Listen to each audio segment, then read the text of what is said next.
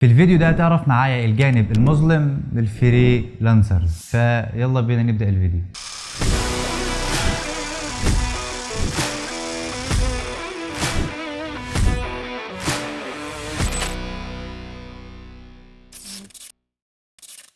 اول ما بتسمع ان فلان بيشتغل فريلانسر على طول كده بتقول او بيجي في دماغك يعني انه بيقبض بالدولار، متحكم في وقته، عايش بدماغه، مفيش مدير بيرخم عليه، رئيس جمهورية نفسه كده من الاخر يعني. وكل ما بيشتغل اكتر كل ما اكيد العائد بيكون اكتر. وفي الحقيقة يا صاحبي ده صح، ولكن خليني اقول لك ان اي حاجة في الدنيا لها مميزات وليها عيوب. ومش هقولك هنا بقى انك لازم تنام بدري علشان تصحى بدري، اللي هو تصحى 6 الصبح وتظبط وقتك بالدقيقة علشان عندك سيرفيس او خدمة لازم تتسلم في وقت معين وكل الكلام ده. لا، في اشخاص بتحب روتين حياتهم يكون كده، ولكن ده مش ضروري. في حالتنا ممكن تشتغل بالليل او بالنهار عادي. وبتكلم هنا عن الديزاينرز او مصممين الجرافيك بشكل خاص والفريلانسرز بشكل عام. وفي الفيديو ده يا صديقي هقولك على اكتر 7 عيوب او عواقب بيحصلوا في حياة الفريلانسرز. ففضلي دماغك بقى كده وحضر لي مشروبك اللذيذ زي كل مرة، ويلا بينا نبدأ الفيديو. بما اني بشتغل فريلانسر بقالي 5 سنين فحبيت اوضح كام عيب او مشكلة قابلوني. اول عيب، تحفيز نفسك بنفسك. في بداية شغلك كفريلانسر هيبقى صعب انك تنظم وقتك وتحفز نفسك انك تشتغل، لان ساعتها مش هيبقى فيه مدير يقولك انت بتشتغلش ليه، تعمل ايه وما تعملش ايه. هيبقى انت المسؤول عن نفسك وعن شغلك. كمان علشان توصل لاول عميل ممكن تقعد شهور، فلازم تكون بتشتغل وبتذاكر وبتحاول يوميا انك تجيب اول عميل.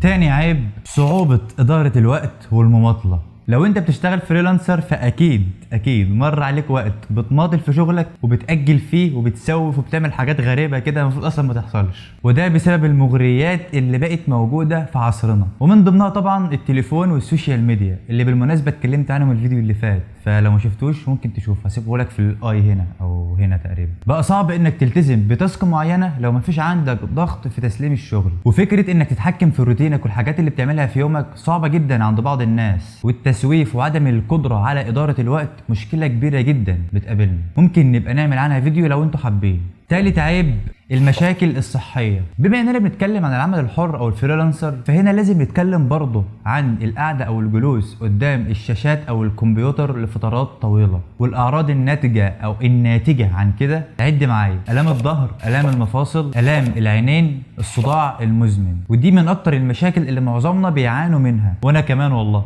رابع عيب معانا، حياتك الشخصية منسية. والله حلوة الجملة دي. احيانا، ده مش احيانا، ده دايما مش هتعرف تفرق بين الشغل وحياتك الشخصيه. وحقيقي انا بعاني من المشكله دي جدا، لان لو عندك اي تاسكات او مشاريع كبيره بتفضل طول اليوم صبح وليل تفكر فيها علشان تخلص، لدرجه ان احيانا ما اعرفش انام بسبب التفكير، وده حقيقي بجد. ما بيبقاش فيه ليميت او حد لوقت الشغل ووقت الراحه او الوقت الشخصي، وممكن ما اعرفش اقضي وقت او اقعد مع عيلتي او مع اصحابي مثلا. والحقيقه ده ممكن يكون عدم تنظيم مني انا، ولكن للاسف ببقى مضطر والله علشان الحق اخلص بس الشغل واسلمه للعميل. خامس عيب، عدم الحصول على مميزات الوظيفة التقليدية. شغلك كمستقل بيمنعك من مميزات الوظائف الحكومية. من أهم المميزات دي الراتب الثابت والتأمين الصحي والمكافآت. سادس عيب، العمل مش دايم، بمعنى إنك ممكن تقعد بالأسابيع مفيش أي دخل، على عكس الوظيفة مثلا أنت بتروح شغلك كل يوم من وقت كذا لكذا وليك راتب كل شهر حتى لو ما اشتغلتش. ولكن أحيانا ممكن يجيلك مشاريع كتير في شهر واحد تعوضك ماديا عن الأسابيع أو الشهور اللي هتقعد فيها من غير شغل.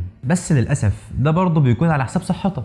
يعني لو ضغطت نفسك في الشغل ونسيت نفسك كده وقاعد فترات طويلة ومفيش نوم خالص ولا راحة، أكيد ده بيبقى على حساب صحتك. وخلي بالك من إن مفيش أجازات مجانية، يعني أي يوم هتاخد فيه راحة أو تعبان فيه لا قدر الله كله بيبقى من معاك أنت. سابع عيب، العزلة أو الوحدة أحيانا بتبقى مفيدة. الوحدة بتقتلني، ولكن في العمل كمستقل بتحس إنك محبوس، مش عارف تطلع بره باب اوضتك او مكتبك. يعني لو بتشتغل في شركه اكيد هتتعرف على ناس جديده معاك في المجال، لكن لو بتشتغل لوحدك مش هتعرف تبني اي علاقات جديده خالص غير مع العملاء اللي بيطلبوا الخدمه منك. حتى لو انت عندك لابتوب وخرجت تشتغل في كافيه مثلا او اي مكان عام، بيكون كمان التواصل بينك وبين العميل من ورا الشاشه، وهنا بتفقد حاجه مهمه وهي مهاره التواصل مع الناس في الواقع. يعني نعمل ايه طيب يا عم كمال، ما نشتغلش يعني ولا هيبقى النظام؟ انت كده تحبطنا بالفيديو بتاعك ده. لا اصبر بس يا صاحبي كده اصبر، انا مش بقول لك كده علشان احبطك، ده مبدئيا، بالعكس بقول لك كده علشان تبقى عارف ايه اللي هيحصل لما تدخل المجال ده، وان اي حاجه في الدنيا دايما لها عواقب ولها مميزات ولها عيوب.